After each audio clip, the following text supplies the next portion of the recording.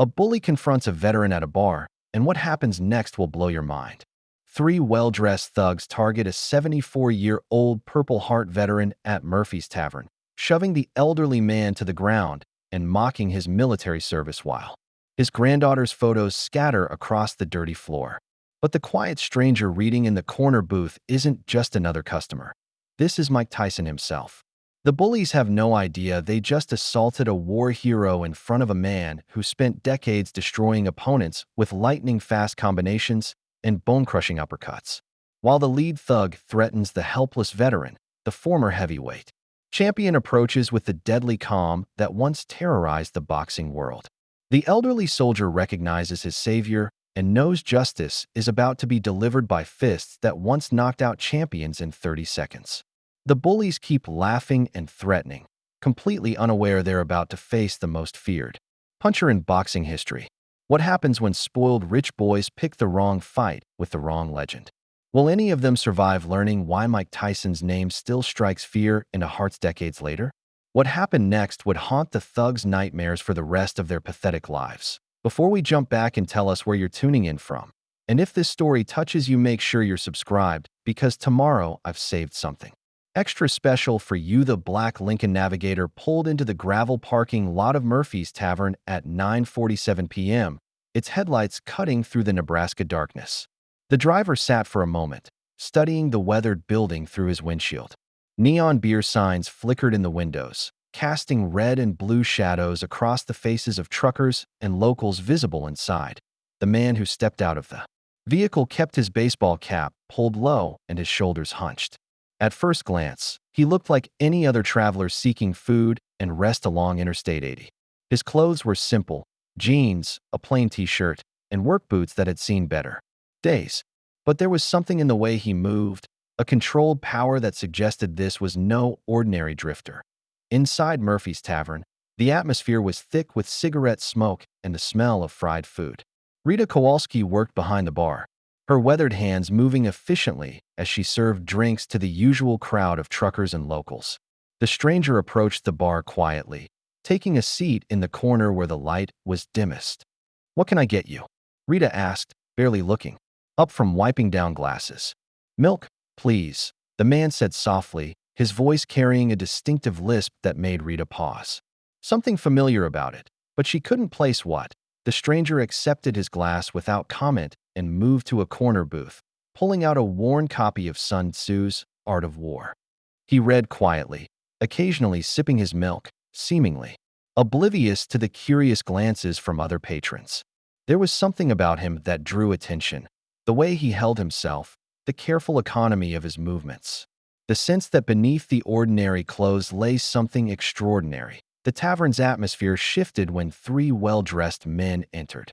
Their expensive suits and manicured appearance stood out like peacocks among pigeons.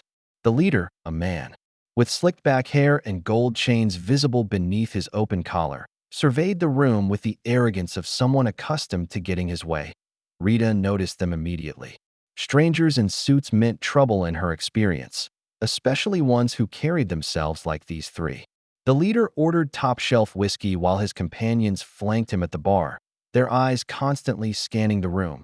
The stranger in the corner booth looked up from his book, his dark eyes taking in the new arrivals with the practiced assessment of someone who understood danger. The suited men's conversation was too quiet to overhear, but their body language spoke volumes. They were waiting for something, or someone. "Right on schedule," the leader said with a smile that never reached his eyes, his gaze fixed on something outside the window. The stranger closed his book and set it aside, his attention now fully focused on the three men. In the dim light of the corner booth, his face remained shadowed, but his posture had changed from relaxed to alert. Whatever was about to happen, he sensed it wouldn't be good. The tavern door opened with a soft chime, and Frank Delacroix stepped inside. At 74, he moved with the careful precision of a man managing chronic pain, his walking cane tapping softly against the worn wooden floor. The Purple Heart pin on his jacket caught the light as he made his way to the bar. Frank's presence commanded quiet respect.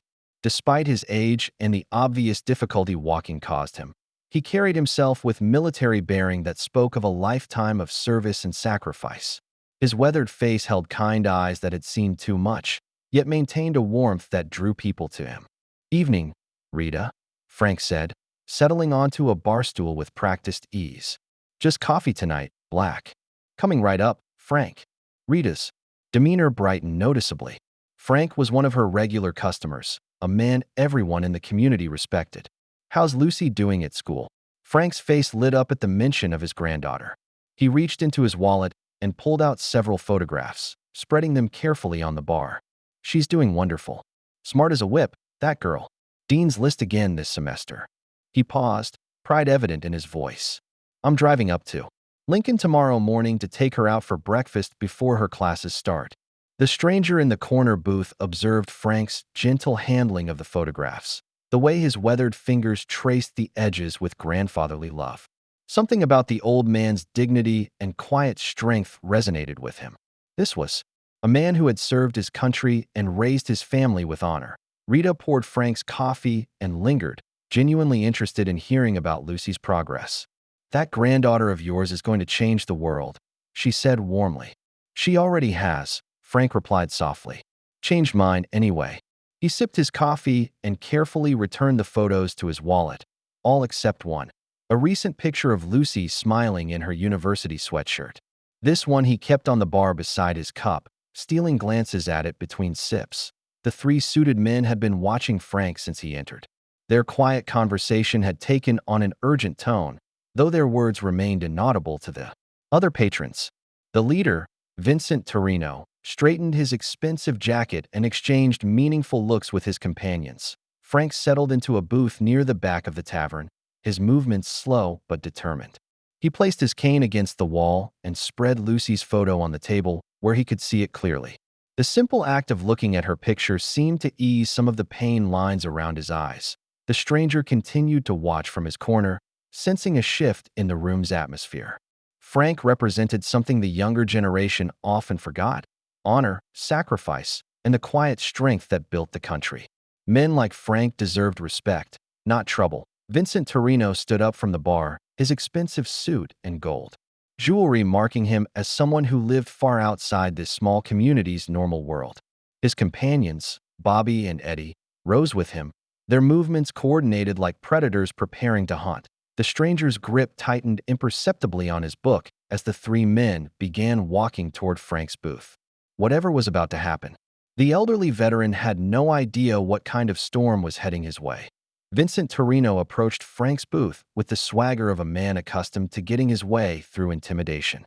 Bobby and Eddie flanked him, their presence designed to overwhelm through numbers rather than skill. Frank looked up from Lucy's photograph as the three men stopped beside his table.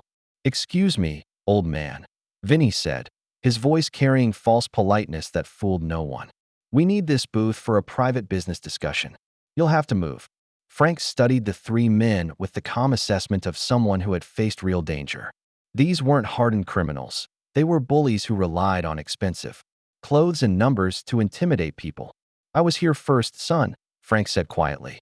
"There are plenty of other tables available." Vinny's smile became predatory. "I don't think you understand.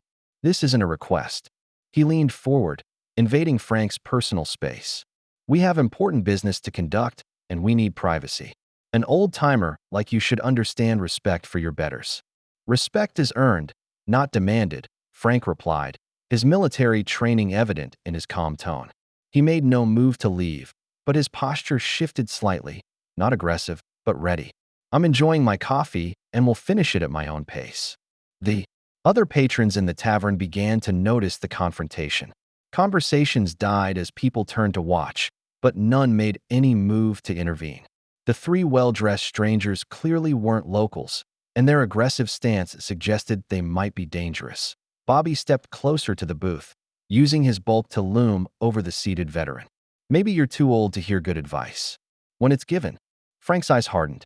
He had survived combat in Vietnam, buried his son, and raised his granddaughter through pure determination. Three playground bullies in expensive suits didn't frighten him. "My hearing is fine. So is my understanding of right and wrong." Vinny's patience evaporated. The polite mask slipped away, revealing the cruel arrogance beneath. "Listen, you washed up. War hero. This isn't the 1960s and nobody cares about your service.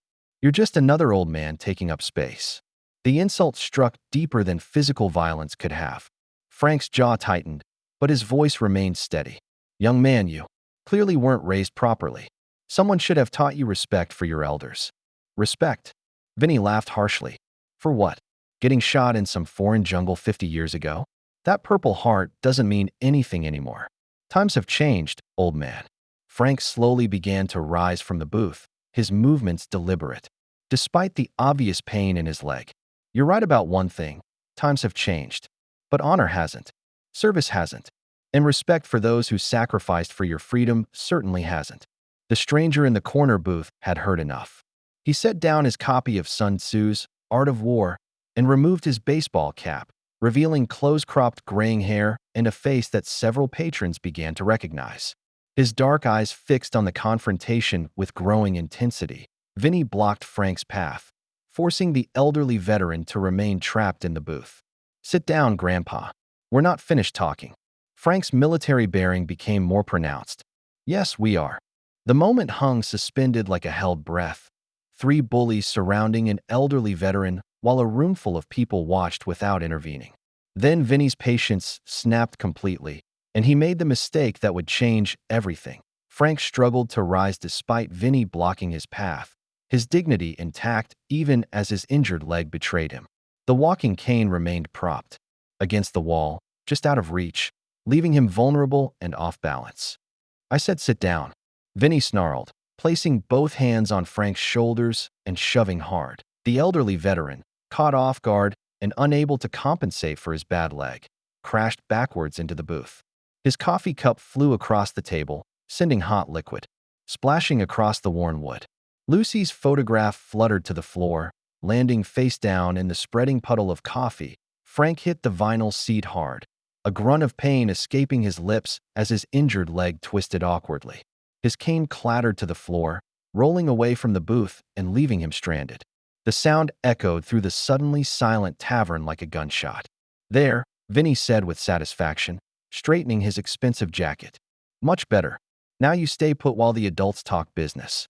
Bobby and Eddie laughed, pleased with their leader's dominance over the helpless old man. Other patrons shifted uncomfortably in their seats, but none moved to help. The 3 strangers clearly weren't people to cross. Frank struggled to lean forward, reaching desperately for Lucy's photograph in the coffee puddle. His weathered fingers couldn't quite reach it from his seated position, and every movement sent pain shooting through his twisted leg. The picture of his beloved granddaughter lay face down in the spreading mess, her smile hidden beneath the dark liquid. "Leave it," Vinny commanded. "Maybe losing that picture will teach you about disrespecting your betters." The cruelty of the gesture, an old man's treasured photo of his granddaughter ruined for sport, crossed a line that even the passive observers found disturbing. Rita gripped her bar towel tighter, her knuckles white with suppressed anger, eyeing the corner booth.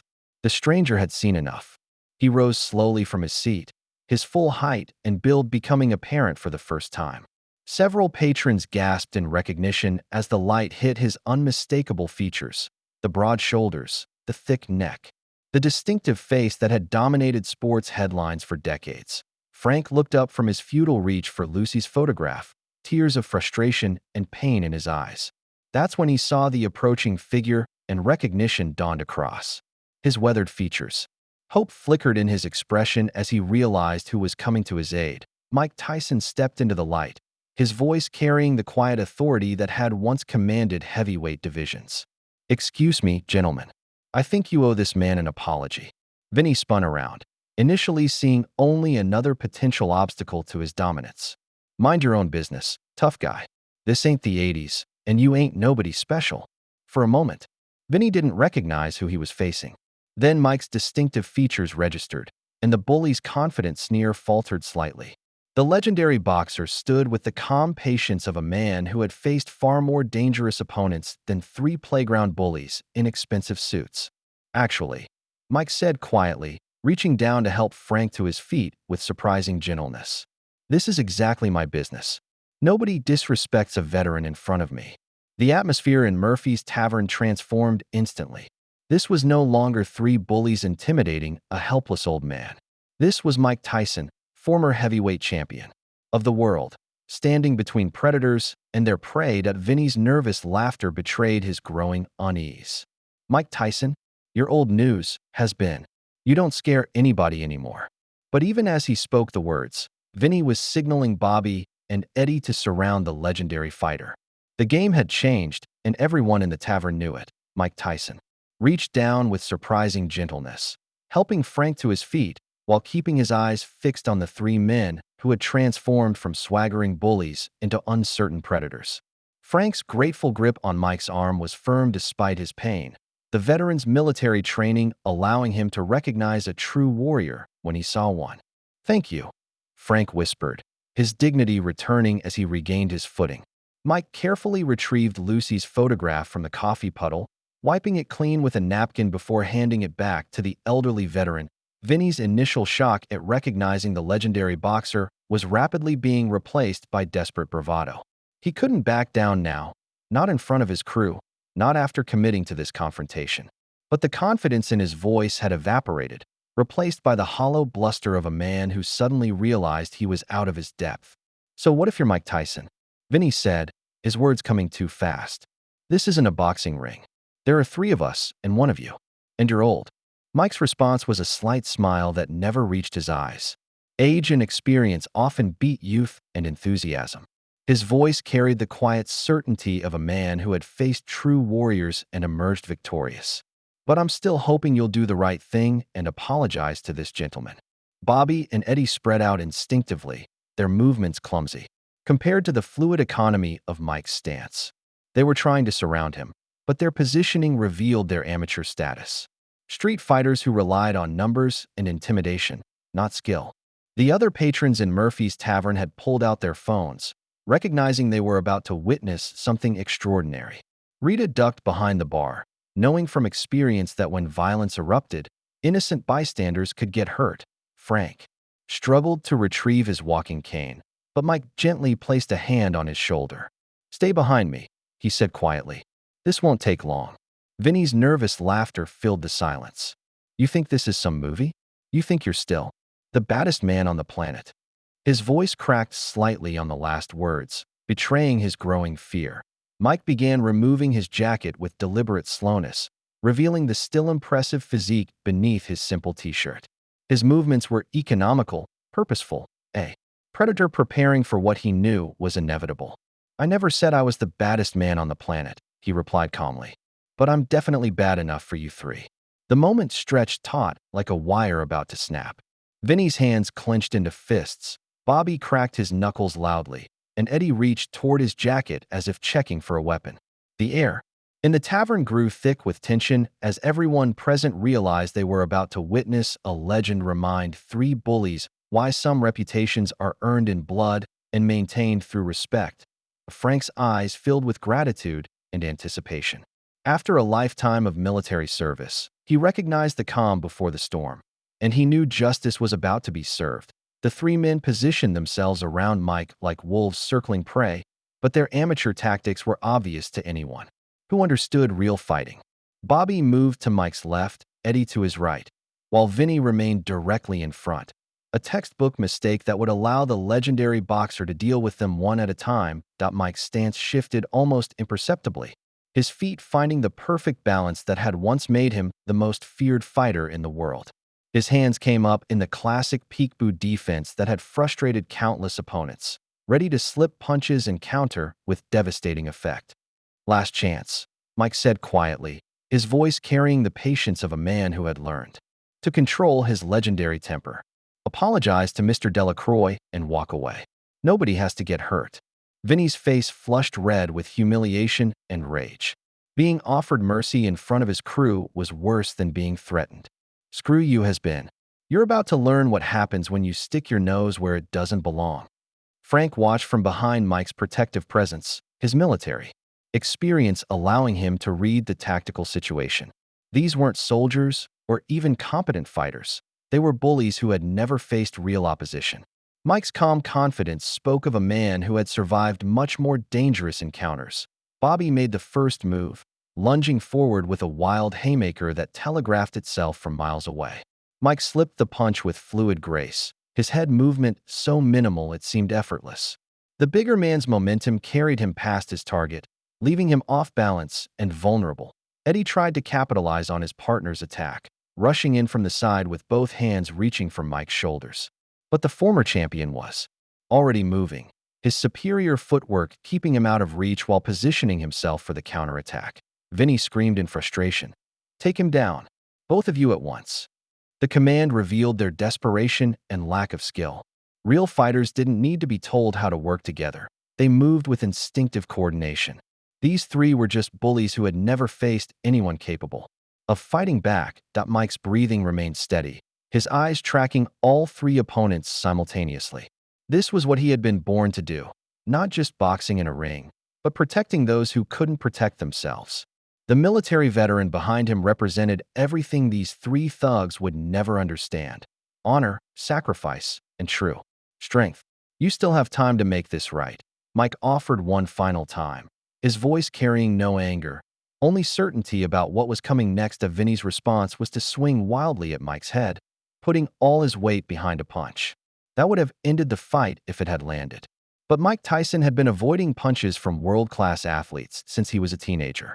Slipping Vinny's amateur attack was almost insultingly easy. The counterattack that followed would remind everyone in Murphy's Tavern why some legends never fade. They just wait for the right moment to remind the world who they really are. The legendary right hand was already traveling toward its target before Vinny's wild swing had completed its arc. Mike's counterattack was a thing of brutal beauty.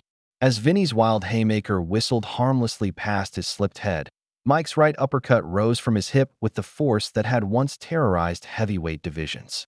The punch caught Vinny perfectly under the chin, lifting the arrogant bully completely off his feet. Vinny's eyes rolled back as he sailed through the air, crashing into a nearby table with a sound like thunder.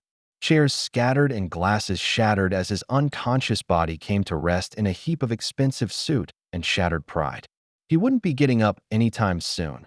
Bobby charged from the left with a roar of rage, but he was moving into the range of a predator who had spent decades perfecting the art of violence. Mike's three-punch combination, jab, hook, uppercut, landed with the precision of a surgeon and the power of a sledgehammer. The jab snapped Bobby's head back, the hook spun him sideways, and the uppercut dropped him like a felled tree. Eddie, seeing his companions destroyed in seconds, grabbed a beer bottle from a nearby table and raised it as a weapon. But Mike had already closed the distance with the footwork that had made him legendary. Eddie's desperate swing met empty air as Mike ducked under the bottle and came up with a thunderous right hand that caught the thug flush on the jaw. The impact echoed through the tavern like a gunshot. Eddie's feet left the ground for a moment before he crashed backwards into the bar, sliding down the polished wood to crumple unconscious on the floor. The beer bottle rolled away harmlessly, its threat neutralized along with its wielder. The entire confrontation had lasted less than 30 seconds. Three men who had swagger and arrogance had been reduced to unconscious heaps by a legend who had simply reminded them why reputations are earned through years of dedication and sacrifice. Mike straightened his t-shirt and turned to check on Frank, his breathing barely elevated despite the brief but intense violence. The other patrons stared in stunned silence, their phones capturing the aftermath of what they had just witnessed. "Are you hurt?" Mike asked Frank, his voice gentle despite having just delivered devastating punishment to three attackers. Frank shook his head, tears of gratitude in his eyes. "No, son. Thanks to you." He gripped Mike's arm firmly.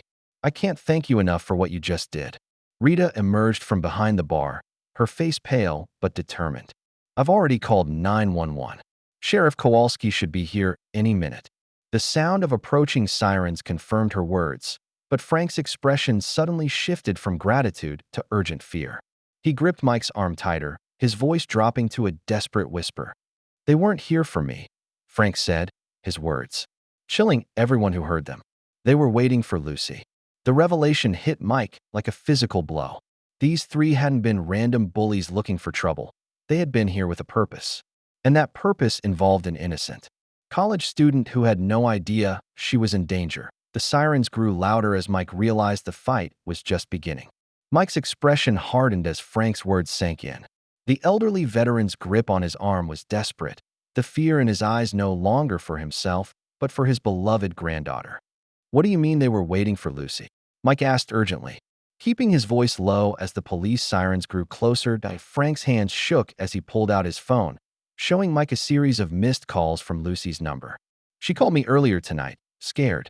Said strange men had been asking questions about her at the university, what classes she took, where she lived, what her schedule was like." His voice cracked with emotion. "She thought she was being paranoid, but I told her to trust her instincts." Rita emerged fully from behind the bar, her face pale with a guilt that Mike immediately recognized. "I heard them talking while they waited," she admitted reluctantly. "Something about the package and meeting someone at the truck stop on Interstate 80. Mike's jaw tightened. These three hadn't been random troublemakers. They were part of something bigger, something that involved targeting innocent young women. "When were you supposed to pick up Lucy?" 6 in the morning, Frank said, checking his watch with growing panic. "We planned to have breakfast before her classes started. But if they know my schedule..." He couldn't finish the thought. Mike pulled out his own phone and tried calling Lucy's number. It went straight to voicemail, the cheerful recording a stark contrast to the fear growing in the room. "How long has her phone been going to voicemail?" "Since 8 o'clock, Frank whispered. "She always answers when I call. Always." The police cars pulled into the parking lot, their red and blue lights painting the inside of Murphy's Tavern in shifting colors. But Mike was already making calculations, his mind working with the tactical precision that had made him a champion. "We're not waiting until morning," he said firmly. "We're going to get Lucy now." Frank struggled to stand straighter despite his injured leg. "I'm coming with you. She's my granddaughter." "You're hurt," Mike protested, but Frank's expression stopped any further argument. "I survived Vietnam, buried my son, and raised that girl through pure determination," Frank said with quiet steel in his voice. "3 playground bullies in suits aren't going to stop me from protecting her now." Rita twisted her hands nervously. "The truck stop they mentioned, I've heard stories about that place. Strange cargo, trucks coming and going at all hours. People say it's not just a normal rest stop." Sheriff Janet Kowalski entered the tavern with 2 deputies, immediately taking in the scene of 3 unconscious men and 1 very recognizable boxer, standing protectively near an elderly veteran. Mike knew they would have to explain what happened, but every minute they spent talking was another minute Lucy remained in danger. "Sheriff," Mike said without preamble, "we need to talk. It's about more than just what happened here tonight." Janet's experienced eyes moved from the unconscious troublemakers to Mike's determined expression to Frank's obvious distress. "I'm listening." Frank stepped forward, his military bearing evident despite his pain. "My granddaughter is missing, and I think these men were involved. We need to find her before it's too late." The weight of those words settled over the room like a cold fog, transforming what had seemed like a simple bar fight into something far more sinister and urgent. Chapter 9. Sheriff Janet Kowalski stepped through the door of Murphy's Tavern like she owned the place, her confident stride and alert eyes taking in every detail of the scene before her. At 58, she carried herself with the authority of someone who had earned respect through competence, not politics. Her weathered face and practical uniform marked her as a career law enforcement officer who had seen everything small town Nebraska could throw at her. Well, Janet said, immediately recognizing the unmistakable figure of Mike Tyson standing protectively near Frank Delacroix. "This is definitely not your average Saturday night disturbance." Her 2 deputies began checking on the 3 unconscious men while Janet approached Mike and Frank. The legendary boxer's presence added a surreal element to what should have been a routine bar fight, but Janet had learned long ago to roll with whatever surprises her job presented. "Sheriff Kowalski," Mike said, extending his hand. "I'm sorry about the mess, but these men assaulted Mr. Delacroix without provocation." Janet shook his hand firmly, noting the respectful way Mike deferred to Frank's situation rather than seeking attention for himself. "Frank, you okay?" she asked, genuine concern in her voice. "Physically, yes," Frank replied, his military bearing evident despite his obvious distress. "But Sheriff, my granddaughter Lucy is missing." These men mentioned her specifically. They knew my schedule, knew I'd be here tonight. Janet's expression shifted from routine concern to focused attention. Missing persons cases, especially involving young women, were her highest priority. Tell me everything, Frank. From the beginning. They weren't here by accident. Mike interjected. This was planned. They were waiting for something. Or someone. Rita approached nervously, wringing her hands. Sheriff, I overheard them talking while they waited. They mentioned the package and something about the truck stop on Interstate 80. Janet's face darkened at the mention of the truck stop. That location had been on her radar for months, connected to suspicious activity she couldn't quite pin down. When did you last hear from Lucy, Frank? 8 o'clock tonight, Frank said, his voice breaking slightly. She always answers when I call. Always. Her phone's been going straight to voicemail for hours. Janet tried to maintain a reassuring tone while her mind raced through possibilities. Frank, Lucy's a smart girl. She's probably fine. Maybe her phone died. Or she's studying late with friends. No, Frank said firmly, his military experience showing in his tactical assessment. She called me earlier, scared. Said strange men had been asking about her schedule, where she lived.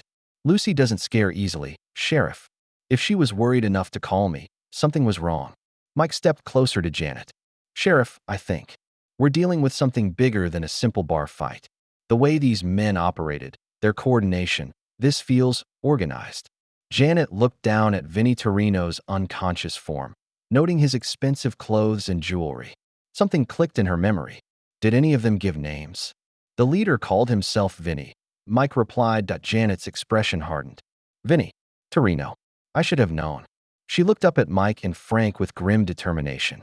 Gentlemen, I think your granddaughter may have stumbled into something very dangerous. Outside Murphy's Tavern, the cool Nebraska night air carried the tension of their urgent conversation.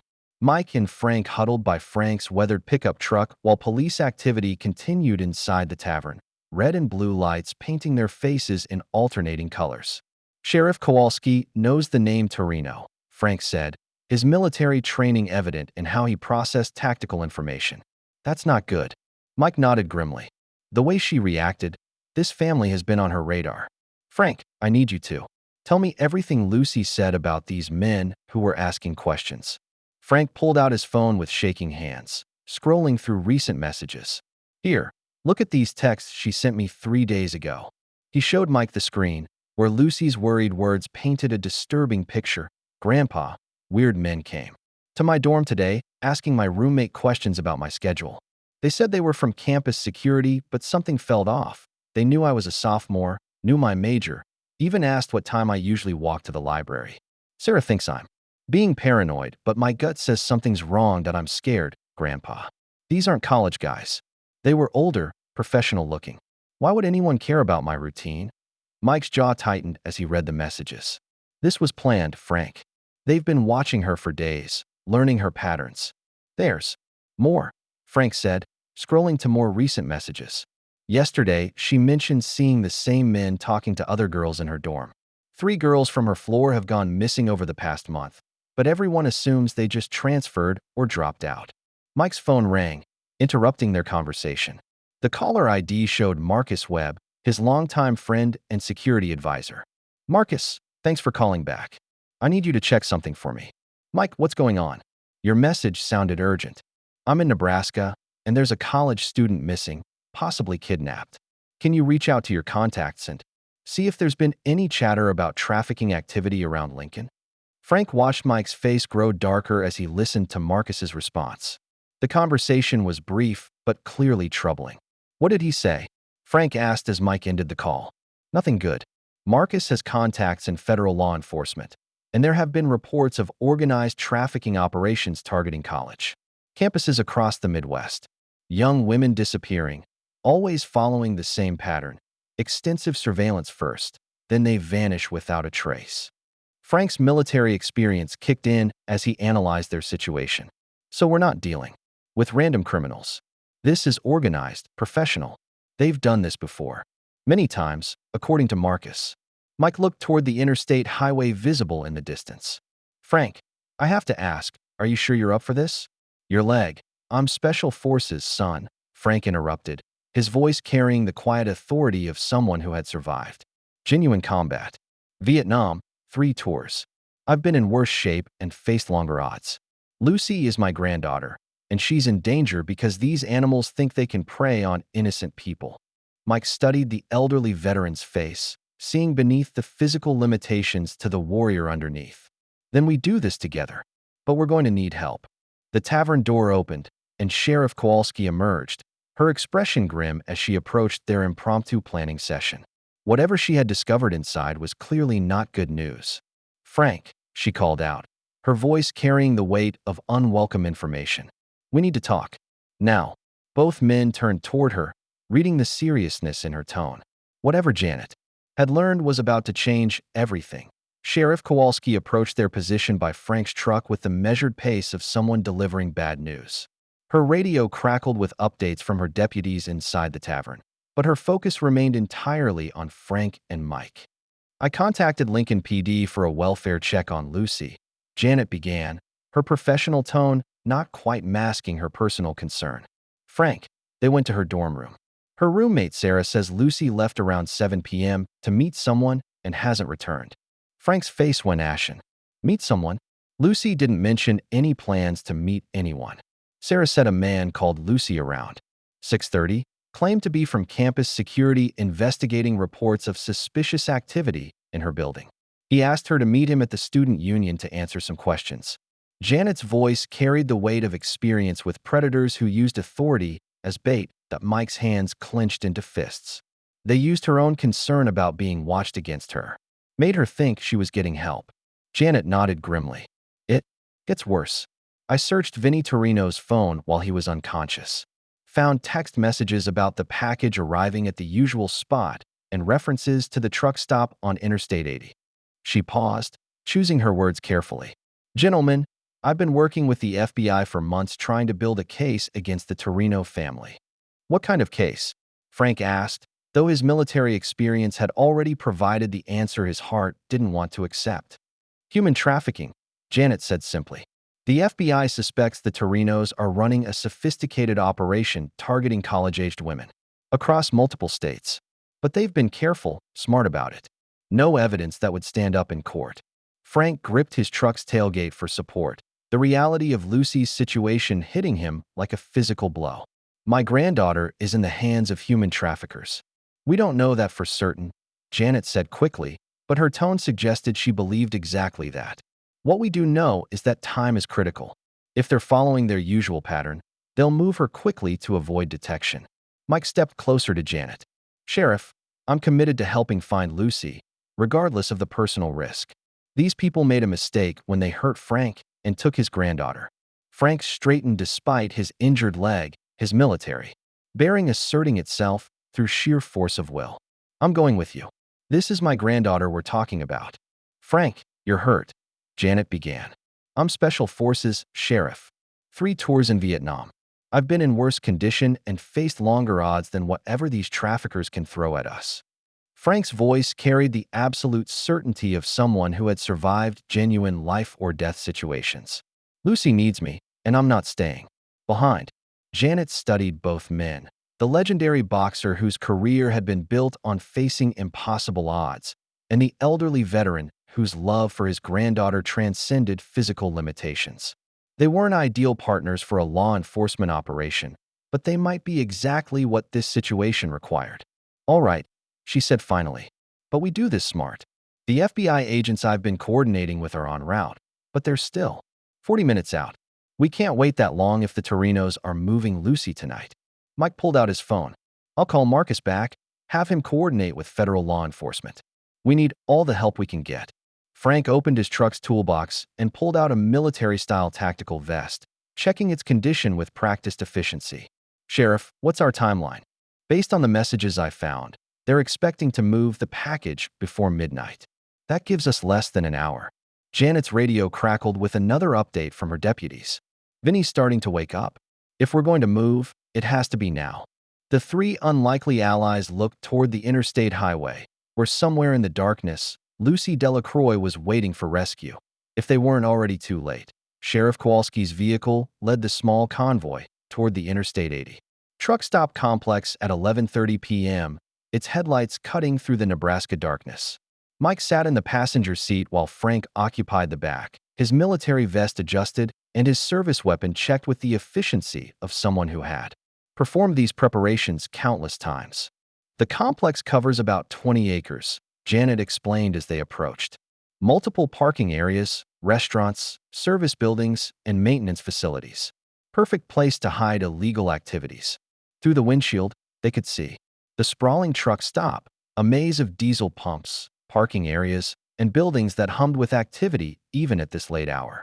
Legitimate truckers mixed with late-night travelers, providing perfect cover for criminal operations.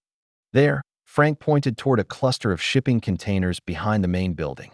Those containers look modified, windows, electrical connections. That's not normal storage. Mike studied the layout with tactical precision. I'll go in first, use my celebrity status as cover. People expect to see famous personalities at truck stops, just another traveler getting a late meal. What's your read on the security situation? Janet asked, scanning the area with practiced law enforcement eyes. At least 3 vehicles that don't belong, Frank replied, his military training evident in his assessment. Black SUVs with tinted windows, positioned for quick exits. Professional operation. Mike adjusted his jacket to conceal his build and pulled a baseball cap low over his distinctive features. Give me 15 minutes to gather intelligence. I'll text you what I find. He exited the vehicle and walked toward the main building with the casual gait of a tired traveler seeking food and rest. Several truckers recognized him despite his attempt at anonymity, but their excited whispers provided perfect cover for his surveillance activities. Inside the travel center, Mike ordered coffee and positioned himself where he could observe the suspicious activity through the windows. 3 men, matching the description of Torino associates, moved between the containers with military-style coordination. Their conversation, overheard when they entered to purchase supplies, revealed disturbing details. The first shipment needs to be ready for transport by midnight, one said. Boss wants the special package handled separately. What about the complications from the bar? Another asked nervously. Salvatore's handling that personally. Says it's time to make an example. Mike's blood ran cold. Salvatore, clearly the family's leader, was taking personal interest in Lucy's case. That suggested they viewed her as more than just another victim. Returning to Janet's vehicle, Mike reported his findings with grim efficiency. They're definitely holding people in those containers. I counted at least 6 young women being moved between buildings. But they're talking about Lucy separately, calling her the special package. Frank's face hardened. Why would they single her out? Because she witnessed something, Janet said, pieces falling into place. If Lucy saw part of their operation, she's not just a victim, she's evidence that needs to be eliminated. Mike's phone buzzed with a text from Marcus Webb. FBI confirms major trafficking operation at that location. Multiple victims. Team en route, but still 20 minutes out. We can't wait for backup, Mike said firmly. If they're moving people at midnight, we're running out of time. Frank checked his weapon one final time. Then we go in now? 3 of us against however many of them. Janet started the engine. Frank, Mike, I need you to understand something. Once we cross that line, we're committed. These people are professionals, and they won't hesitate to kill anyone who threatens their operation. Mike's response carried the quiet certainty that had once made him the most feared fighter in the world. Sheriff, they just made the mistake of threatening an innocent college student in front of 3 people who've spent their lives protecting others. They're about to learn why that was a very bad decision. The vehicle moved toward the container area, 3 unlikely allies preparing to face whatever waited in the shadows ahead. Based on Mike's reconnaissance, the 3-person team huddled behind Janet's patrol vehicle, developing their approach to the container complex. FBI backup remained 20 minutes away, but every instinct told them that waiting meant losing Lucy forever. 3-pronged approach, Frank said, his special forces training taking command of their tactical planning. Mike, you go back inside and make yourself more visible. Sign autographs, draw attention to the front of the complex. Janet approached the suspicious truckers with official questions about permits and safety inspections. I'll use the distraction to conduct reconnaissance. Around those containers, Janet studied Frank's injured leg with professional concern. Frank, are you sure you can handle the stealth approach?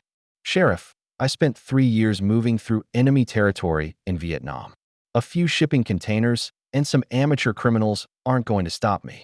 Frank's quiet confidence carried the authority of someone who had survived much worse situations. Mike adjusted his baseball cap and headed back toward the main building. This time, instead of trying to remain anonymous, he allowed himself to be recognized.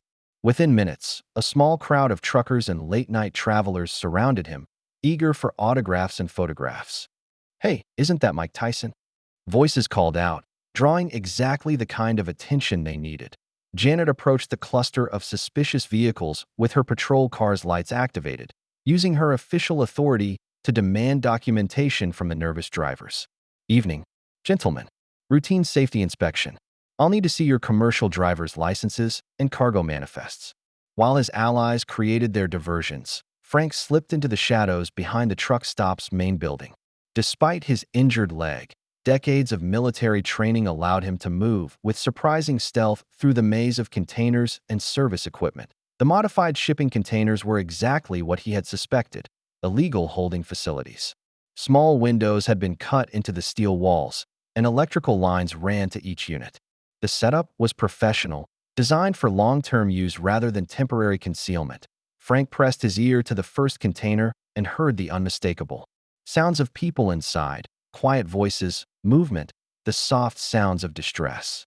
His heart pounded as he realized they had found an active trafficking operation. Moving carefully from container to container, Frank counted at least 3 units being used as holding facilities. Guards moved between them with military precision, checking locks and monitoring their captives with the efficiency of people who had done this many times before. Through a partially open window, Frank caught a glimpse inside one of the containers. 6 young women, all college-aged, sat on crude benches along the walls. They looked frightened but unharmed, suggesting they were being kept in good condition for transport. But Lucy wasn't among them. Frank's military radio, borrowed from Janet's equipment, crackled quietly in his earpiece. "Any sign of the target?" Mike's voice asked carefully, using code words they had established. "Negative on primary target," Frank whispered back. "Multiple secondary targets confirmed. Continuing reconnaissance." The search had to continue, but Frank's growing fear was that they might already be too late. Frank continued his careful surveillance of the container complex, his heart sinking with each unit that failed to contain his granddaughter. The trafficking operation was larger and more sophisticated than they had imagined, but Lucy remained nowhere to be found. Pressing against the wall of a service building, Frank overheard a radio conversation between 2 guards that chilled his blood. "Status on the special package?" came a voice through their communication device. "Move to the airport location as ordered. Boss wants her handled separately from the regular shipment." Frank's military training allowed him to remain calm. Despite the devastating news, Lucy had been moved to a secondary location, an airport, which meant their window of opportunity was closing rapidly. He activated his borrowed radio. "All units, converge on my position. Priority intelligence gathered." Mike extracted himself from his crowd of admirers with practiced ease, while Janet concluded her intimidation of the suspicious truckers with promises to return with more thorough inspections. They met behind Frank's observation point, where his grim expression told them everything they needed to know. "She's not here," Frank reported quietly. 6 victims in the containers, but Lucy's been moved to an airport location.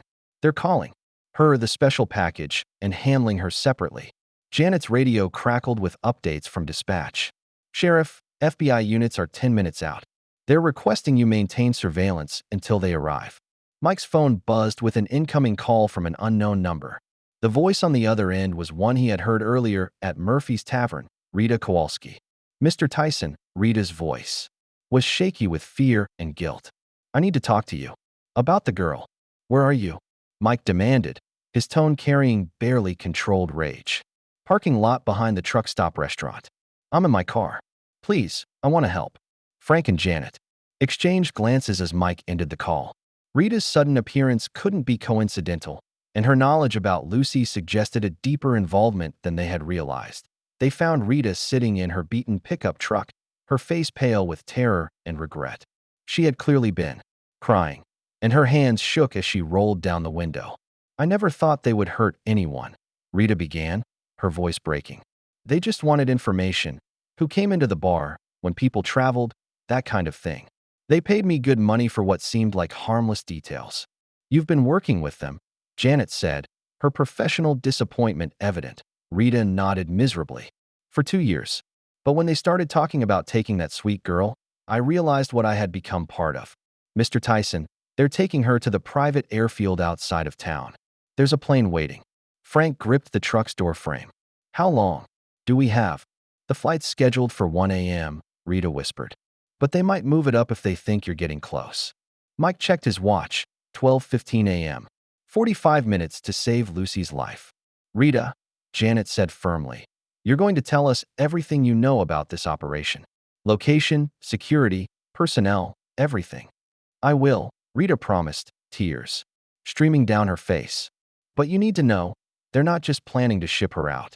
That girl witnessed something she shouldn't have seen. They're planning to make her disappear permanently. The words hit Frank like a physical blow, but his military training kept him focused on the mission.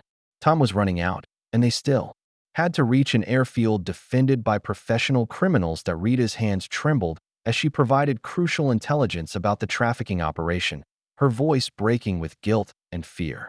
The airfield is 15 miles north on County Road 47.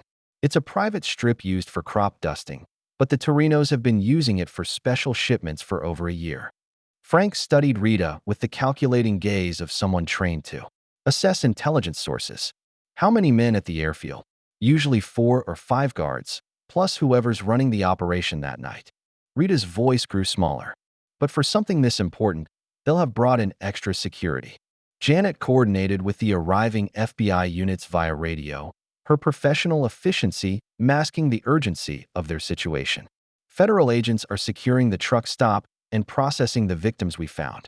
Agent Sarah Chun is taking point on the trafficking investigation. Mike's phone buzzed with another update from Marcus Webb. Federal Aviation shows private jet filed. Flight plan departing 1 a.m. destination Miami. Once airborne, jurisdictional complications multiply exponentially. That's our deadline, Mike said grimly. Once that plane takes off, getting Lucy back becomes 100 times harder. Frank checked his military equipment with practiced efficiency, his injured leg temporarily forgotten in the face of his granddaughter's peril. Rita, what's the security layout at the airfield? Single access road, one main hangar, smaller storage. Buildings, Rita replied, her intimate knowledge of the operation revealing the depth of her involvement. They usually park the plane inside the hangar until it's time to leave. Janet's radio crackled with an update from Agent Chun. Sheriff, we've secured 6 trafficking victims. They're alive and talking. The operation is bigger than we suspected, multi-state. Network, dozens of victims over the past 2 years. Any intelligence on the airfield location? Janet asked. Negative. The victims here were kept isolated from transportation details. Mike made the decision that would define the rest of the night. We can't wait for federal backup to organize an airfield assault. By the time they coordinate jurisdiction and tactical support, Lucy will be gone. Frank's military bearings straightened despite his physical limitations. Then we go now. 3 of us against whatever they have waiting. Rita reached into her glove compartment and pulled out a folded paper. This is a rough map of the airfield. Layout I drew from what they told me. It's not perfect, but it might help. Janet studied the crude sketch, her law enforcement experience translating Rita's drawings into tactical intelligence. Access points, defensive positions, escape routes. This is actually pretty good intelligence. I want to come with you, Rita said suddenly, surprising everyone. I helped create this mess. Let me help fix it. Absolutely not, Mike said firmly. You've helped enough. Stay here and assist the FBI with processing the victims. Frank's radio intercepted a communication that froze everyone's blood. Base to Mobile 1. Accelerate timeline. Package needs to be airborne in 30 minutes. The deadline had just moved up. They now had less than half an hour to reach the airfield, infiltrate a defended position, and rescue Lucy before she disappeared forever. Move, Frank commanded with military authority. Every second counts now. Janet started her patrol vehicle as Mike and Frank loaded their equipment. Rita watched them drive away, her face carrying the weight of what her greed and moral cowardice had helped set in motion. Janet's patrol vehicle raced through the Nebraska countryside toward the airfield, its emergency lights cutting through the darkness as they covered the 15 miles in record time. Frank monitored communications, while Mike coordinated with federal law enforcement, everyone understanding that they were racing against an accelerated timeline. FBI surveillance confirms aircraft engines warming up, Mike reported from his phone. Call with Agent Chun. The plane is positioned for immediate departure. Frank's military training took over as he studied Rita's crude map by the vehicle's interior light. Single access road means they'll see us coming. We need to approach on foot through the cornfields and hit them from an unexpected direction. The airfield appeared in their headlights exactly as Rita had described, a small private runway with a single large hangar and several outbuildings. Lights spilled from the hangar's open doors, and the sound of aircraft engines carried across the flat Nebraska landscape. There, Janet pointed toward the hangar where a private jet sat with its engines running. White Learjet, registration numbers visible. That's our target. Mike's trained eyes assessed the tactical situation. At least 6 vehicles, probably twice that many personnel. They're taking this seriously. Frank checked his weapon one final time, his movements economical despite his injured leg. Special Forces taught me that sometimes the impossible mission is the only one worth attempting. They parked the patrol car a quarter-mile from the airfield and approached through the cornfield on foot, using the tall stalks for concealment. Janet's radio remained on low volume, monitoring FBI communications as backup units raced toward their location. Federal support is still 12 minutes out, Janet whispered as they reached the edge of the cornfield. We're on our own until then. The hangar was a hive of activity. Men in expensive suits directed the loading of equipment while others maintained perimeter security. Through the open doors, they could see the jet's cabin being prepared for departure. Mike's phone rang with an unknown number, the sound jarring in the tense silence. He answered cautiously, putting the call on speaker so Frank and Janet could hear. The voice was cultured, older, carrying the authority of someone accustomed to giving orders. Mr. Tyson, my name is Salvatore Torino. I believe you've been looking for something that belongs to me. She's not property, Mike replied coldly. She's an innocent college student who doesn't deserve what you're doing to her. Innocent? Salvatore's laugh was devoid of warmth. Miss Delacroix witnessed activities that could damage my business interests. That makes her very valuable and very dangerous. Frank's hands clenched into fists as he listened to his granddaughter being discussed like cargo. Here's what's going to happen, Mr. Tyson, Salvatore continued. You're going to come to Hangar 7 alone. No weapons, no backup, no heroics. You have 10 minutes, or Miss Delacroix gets on that plane and disappears forever. The line went dead, leaving the 3 allies facing an impossible choice. Save Lucy by walking into an obvious trap, or watch her disappear into a nightmare from which she might never return. It's a trap, Janet said unnecessarily. Of course it is, Mike replied, already moving toward the hangar. But it's also our only chance to get Lucy back alive. Frank gripped his arm. You're not going in there alone. Mike's response carried the quiet certainty that had defined his legendary career. Actually, Frank, I am. But I'm not going in unarmed. I'm bringing 40 years of knowing how to hurt people who deserve it. The rescue mission had become a race against time, with Lucy's life hanging in the balance and a legendary fighter preparing to face impossible odds one more time. Mike stared at his phone as Salvatore's ultimatum echoed in his mind. 10 minutes to walk into a trap, or watch Lucy disappear forever. The choice wasn't really a choice at all. Frank gripped Mike's arm with desperate determination, his weathered face pale, but resolute. You're not going in there alone. That's my granddaughter in that hangar. Frank, it's suicide, Janet protested, her law enforcement training warring with her understanding of the impossible situation. They're expecting you, Mike. This is exactly what they want. Of course it is, Mike replied, checking his watch. But it's also the only way to buy Lucy time until backup arrives. How long until FBI reinforcements get here? 8 minutes, Janet said grimly. Even if you can stall Salvatore, you'll be outnumbered and outgunned. Frank's military bearing straightened despite his injured leg. Then we don't stall. We attack.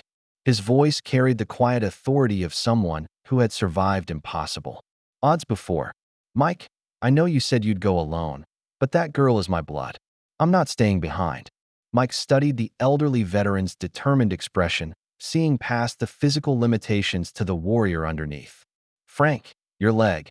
Special Forces doesn't teach you to quit when you're hurt, Frank interrupted. It teaches you to fight. Through pain for the people who matter. Lucy matters more than anything else in this world. Janet reluctantly made a tactical decision that went against every protocol she knew. I'll give you a 10-minute head start, then move in with whatever backup is available. But if shooting starts, all bets are off. Mike and Frank approached Hangar 7 using the cornfield for concealment, Frank's military stealth training allowing him to move with surprising quiet despite his injury. The setup was exactly what they had expected. At least 8 armed men positioned around a private jet, with the distinguished figure of Salvatore Torino clearly in command. Through the hangar's open doors, they could see the scope of the operation. The jet's engines were running, ready for immediate departure.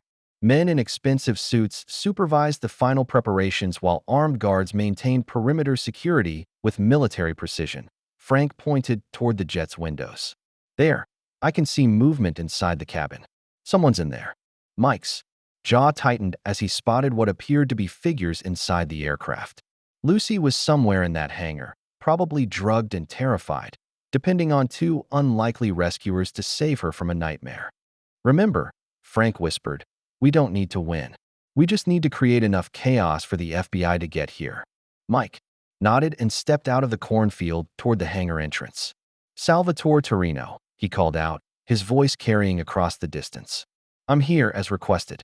Salvatore emerged from the shadows with a cruel smile that never reached his cold eyes. Mr. Tyson, so good of you to join us. Let's discuss the terms of your surrender. Inside the hangar, the full scope of Salvatore Torino's operation became apparent. The private jet dominated the space, its engines creating a low rumble that made conversation difficult. Armed men positioned themselves strategically around the building, while expensive equipment suggested this was far more than a temporary operation. Frank remained hidden in the shadows outside, his military training allowing him to assess tactical opportunities while keeping eyes on Mike's confrontation. Through his borrowed radio, he could hear Janet coordinating with incoming FBI units, but they were still precious minutes away. Salvatore Torino commanded the space with the authority of someone accustomed to absolute control.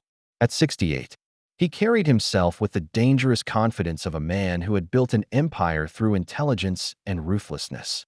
Mr. Tyson, Salvatore began, his cultured voice cutting through the engine noise. You've caused considerable disruption to my business operations tonight. The situation at Murphy's Tavern, the interference at the truck stop, very inconvenient. Mike kept his hands visible and his voice steady. Where's Lucy? Safe. For the moment, Salvatore replied with a smile that held no warmth. You see, Miss, Delacroix witnessed something she shouldn't have seen. 3 weeks ago, another young woman tried to escape from our operation. Lucy happened to be walking past the campus parking garage when my associates were forced to discourage the girl's defiance. Mike's fists clenched involuntarily. You killed someone in front of her. Business is business, Mr. Tyson.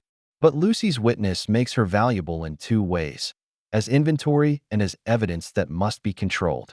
Salvatore gestured toward his armed men. Her grandfather's military background made him a potential threat if he started investigating her disappearance. So we developed a more comprehensive solution. Frank pressed his eye to a gap in the hangar's wall and spotted movement through the jet's windows. Lucy was inside the aircraft, conscious but clearly sedated, sitting under guard while preparations for departure continued. I'm prepared to offer you a deal, Salvatore continued, producing a briefcase filled with cash. Endorsement opportunities, speaking engagements, substantial compensation for your silence about tonight's events. You walk away wealthy, and we handle the girl appropriately. Mike's response was immediate and absolute. I don't negotiate with people who hurt kids. Salvatore's expression hardened. I was hoping you'd be reasonable. You see, Mr. Tyson, this isn't really about money, though my operation generates substantial revenue across 5 states. This is about power. The power to make examples of people who interfere with my business. He signaled his men, who began closing in around Mike with practiced coordination. You think because you were once a champion, you can simply punch your way through complex problems. But the real world doesn't work like a boxing ring. Frank could see Mike's tactical situation deteriorating rapidly. 8 armed men against 1 legendary fighter. Even Mike Tyson faced impossible odds when his opponents carried weapons and had no intention of fighting fair. "You have 10 seconds to reconsider my offer," Salvatore said coldly. After that, both you and the girl become examples of what happens when people challenge my authority. Mike's stance shifted slightly, his legendary fighting instincts taking over as he prepared to face odds that would have terrified lesser men. "Salvatore, you just made a mistake." "Really? And what mistake is that?"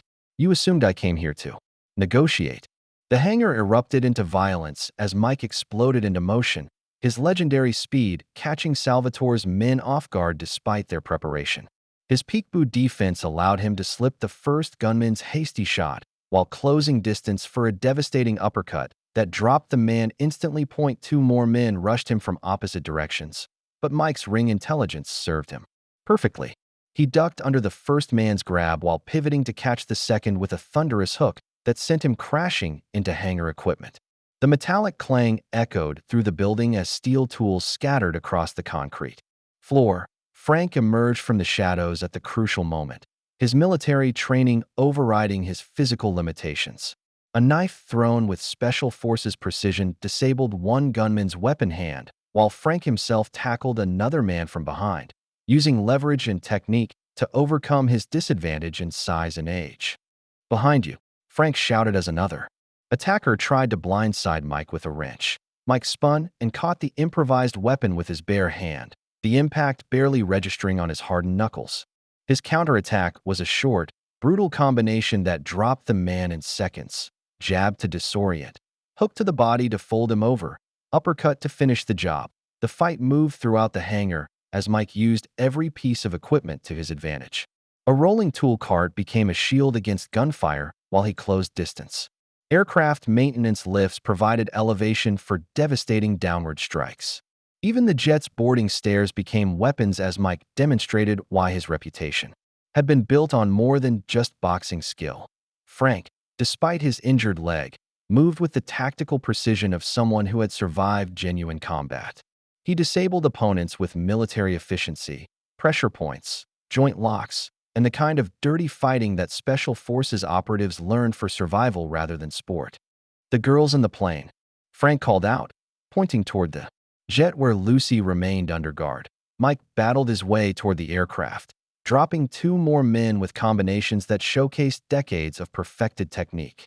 His legendary power remained intact, but now it was guided by the wisdom and precision that came from maturity and genuine purpose. Salvatore retreated toward the jet, barking orders at his remaining men while pulling out a chrome-plated pistol. "Kill them both. I don't care how famous he is." But his men were discovering that fame meant nothing compared to skill, experience, and the righteous fury of a man protecting innocence. Mike's peekaboo defense made him nearly impossible to hit with wild gunshots, while his counterattacks landed with surgical precision. Frank coordinated their assault with military tactics, using hand signals and covering fire positions despite having no formal communication with Mike. Their unlikely partnership was working. Youth and experience, boxing and battlefield skills, combined against overwhelming odds. Just as victory seemed within reach, a new voice cut through the chaos from inside the jet. "Stop fighting, or Lucy dies right now." The voice belonged to a young woman neither Mike nor Frank had seen before. Through the aircraft's window, they could see her holding a gun to Lucy's head, while Salvatore smiled with cruel satisfaction. The sight of the gun pressed to Lucy's temple stopped both Mike and Frank cold. The young woman holding the weapon appeared to be another victim, early 20s, dressed in the same simple clothes as the other trafficking victims they had encountered. "That's right," Salvatore called out with satisfaction. "Maria has been very helpful to my operation. Drop your weapons and surrender, or watch the girl die." Frank's heart broke as he saw Lucy's terrified face through the jet's window. His granddaughter was conscious but clearly drugged, her eyes wide with fear as she struggled to understand what was happening around her. But something in Maria's posture didn't match her apparent role as Salvatore's accomplice.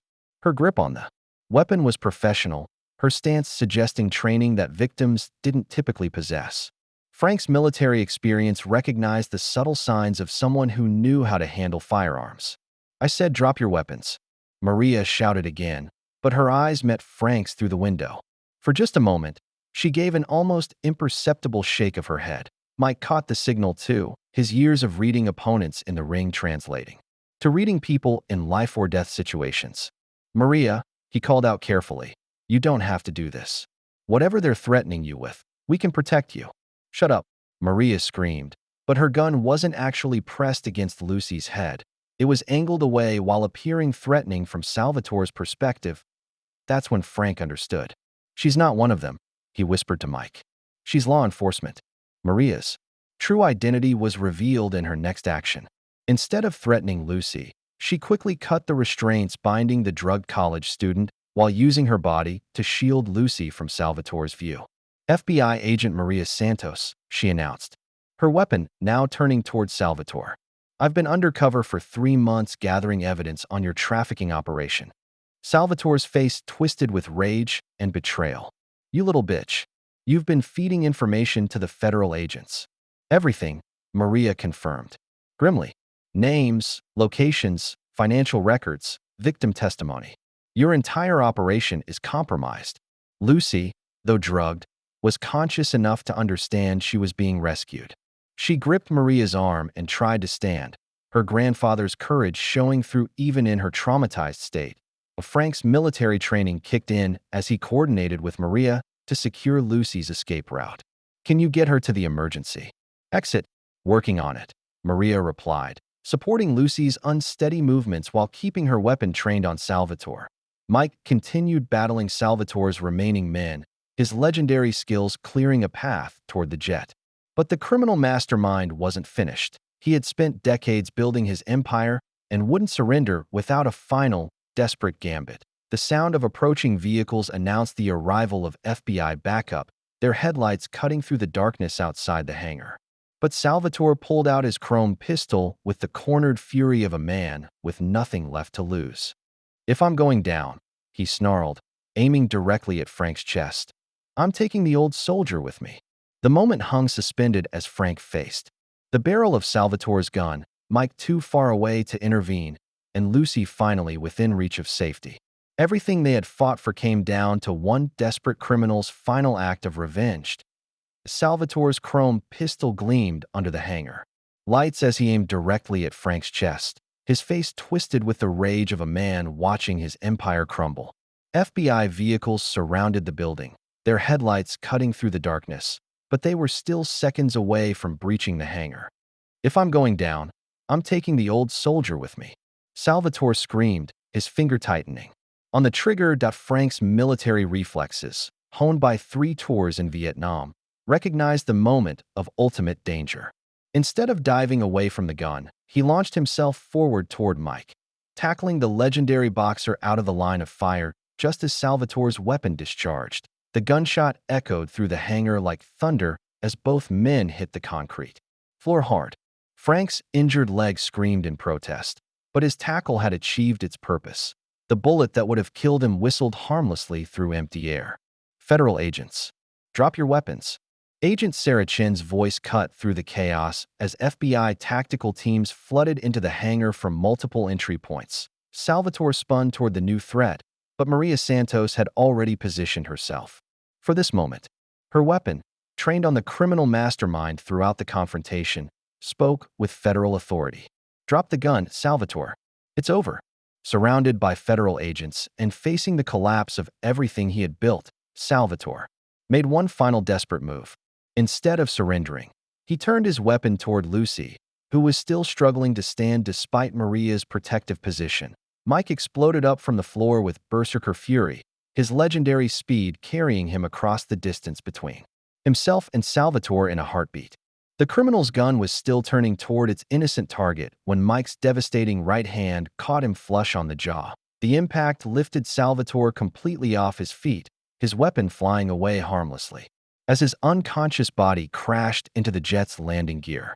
The chrome pistol skittered across the concrete, finally coming to rest beneath the aircraft where it could hurt no one. "Suspect down," Agent Chin called out as her tactical team secured the scene with professional efficiency. Frank struggled to his feet, ignoring the pain shooting through his leg as he saw his granddaughter finally safe in Maria's protective custody. Lucy, though drugged and disoriented, recognized her grandfather's voice and reached toward him with tears streaming down her face. "Grandpa," she whispered, her voice hoarse but filled with the relief of survival. "I'm here, sweetheart," Frank replied, his own voice breaking with emotion as he reached for her.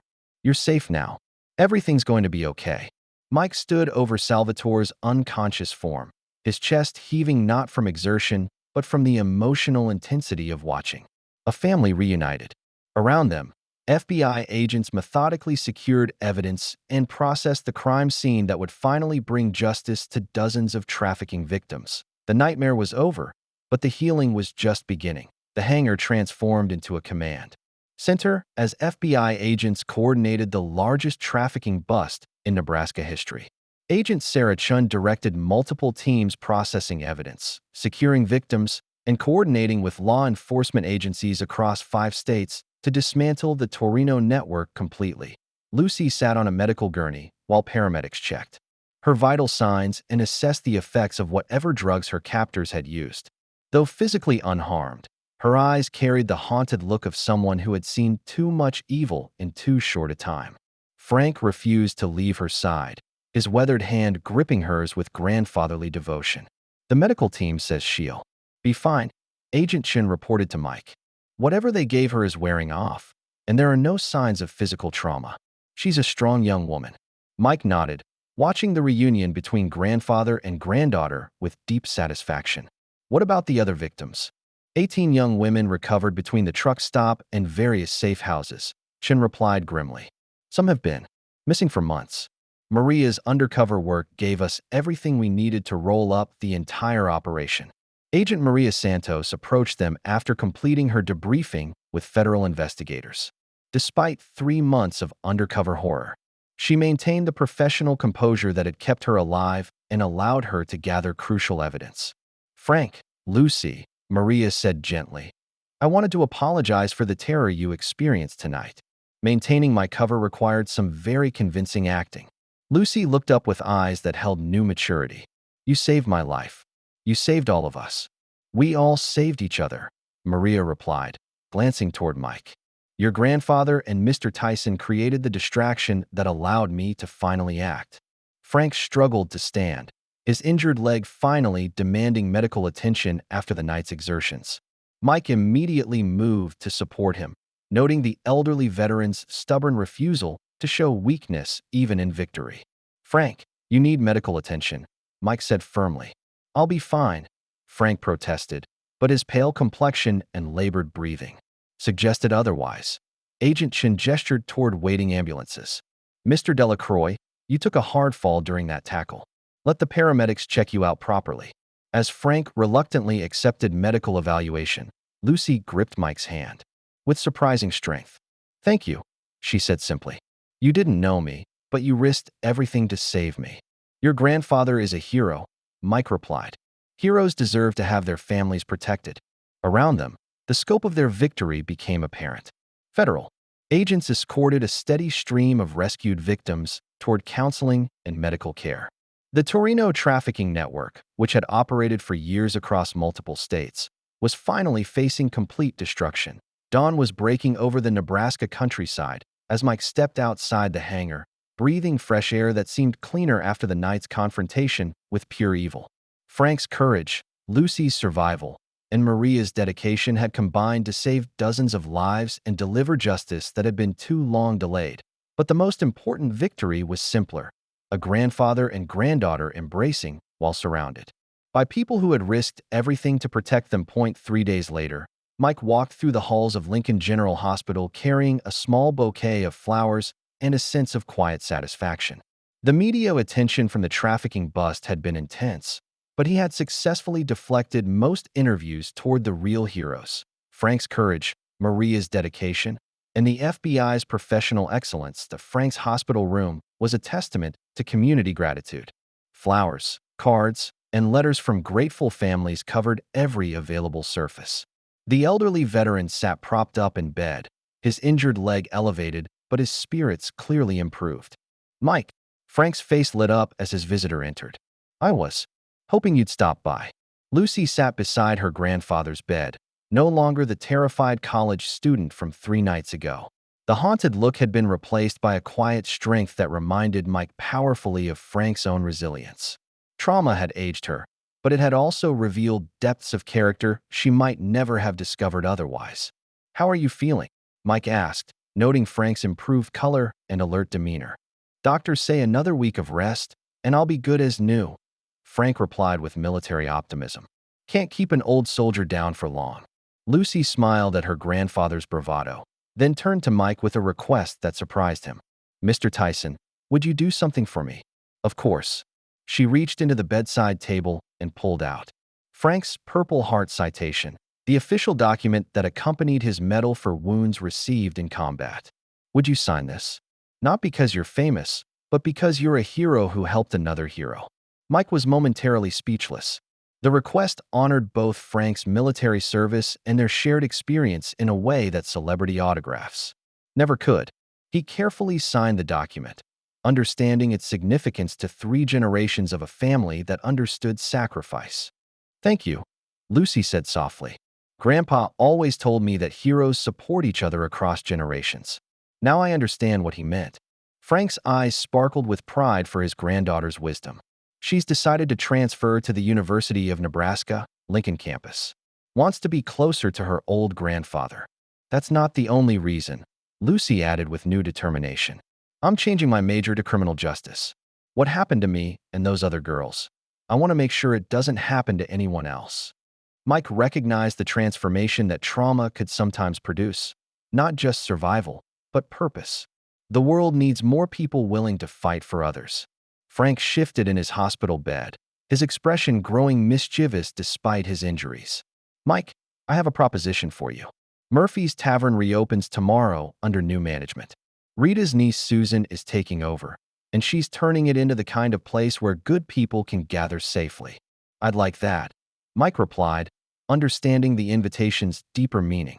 "Lucy and I will be there for the reopening," Frank continued. "How about we finish that conversation we started 3 nights ago?" Mike smiled, remembering the milk he'd been drinking when the whole adventure began. "I'll bring the stories if you bring the wisdom." As he prepared to leave, Lucy stopped him with one final question that would define their future relationship. "Mr. Tyson, would you teach me to fight? Not to hurt people, but to protect them." The request completed a circle that had begun with protecting one grandfather and granddaughter.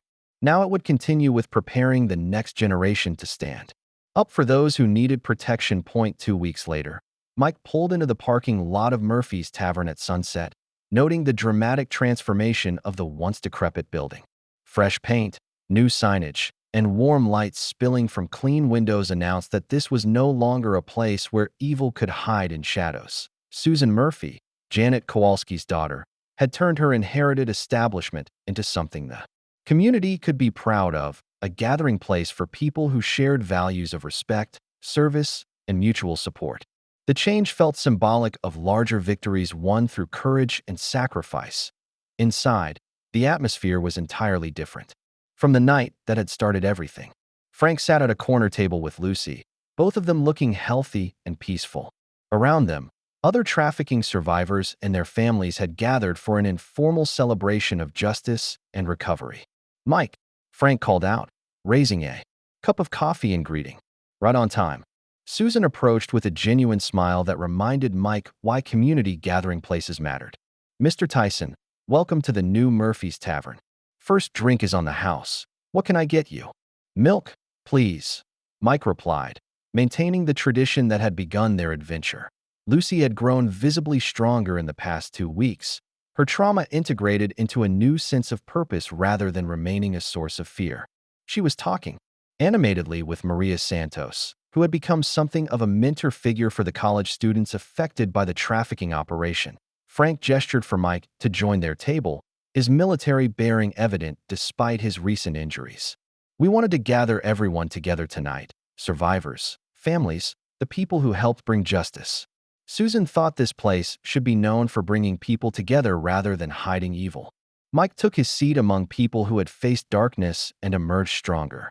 The Purple Heart pin still gleamed on Frank's jacket, but now it was accompanied by small tokens from other survivors. a community of people who understood both vulnerability and strength. I've been thinking about what you said in the hospital. Lucy began, her voice carrying new maturity, about learning to fight to protect others. I want to start training, not just physical, self-defense, but everything. Criminal justice education, federal law enforcement preparation, whatever it takes to help people like us. Maria leaned forward with professional interest. The FBI could use people with your experience and motivation. Survivors who become agents bring perspectives that can't be taught in training academies. Frank's pride in his granddaughter was evident, but so was his understanding of the long road ahead. Heroes aren't born, they're forged through trials. Lucy's been through the fire and chosen to come out stronger. Mike raised his glass of milk in a toast that encompassed everyone at the table. To those who stand up when others fall down. To those who protect when others prey. And to Frank Delacroix, who taught an old boxer that some fights are worth finding you. The glasses clinked together as the rebuilt Murphy's Tavern filled with the sound of people who had discovered that true strength comes not from dominating others, but from lifting them up when they need it most. Outside, the Nebraska countryside, stretched away under a canopy of stars, peaceful and safe because a few people had been willing to fight when fighting mattered most. If you liked the story, please watch another story on our channel and subscribe to the channel.